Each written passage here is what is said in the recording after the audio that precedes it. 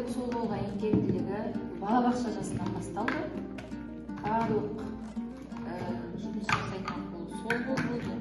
Сол қолға икемділігі мықты болды, оң қолға қарағанда. Қазір де сол қолмен жұмыс жасайды барлығында. Ойыншы ойнағанда екі қолмен жұмыс жасайды екен. Енді бұның жазуы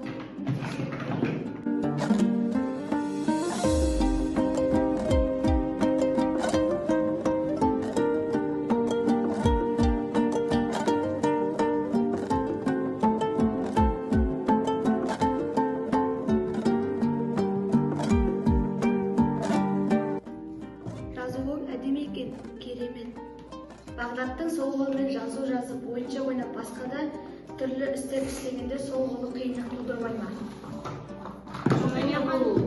Ол сол қолы өзіне ыңғайлы, енді жұмыс жасайтын қолы. Иә, тағы жетсіз. Енді өзімде бір қыз 3 жыл бар. Қызым ғана үлкен оң қолмен жұмыс жасайды, оң қолмен жазады жазуын. Қалған 3 баламның екеуі мектепте. Екеуі де сол қолмен жұмыс жасайды, жазады. Енді папасы да солақай, сол қолмен жазған мектепте. Менің өзімде солақай болған.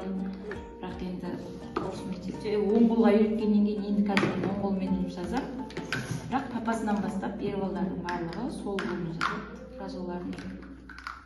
Сонда бұл дегеніміз тұқым қуалаушылық па? Енді білмеймін, тұқым қуалаушылық шығар енді. Үлкен аталарымыз жақтан білмеймін, бірақ өзінің папасынан мен сол қолмен жазғанбыз енді. Үлкендер жағын білмеймін.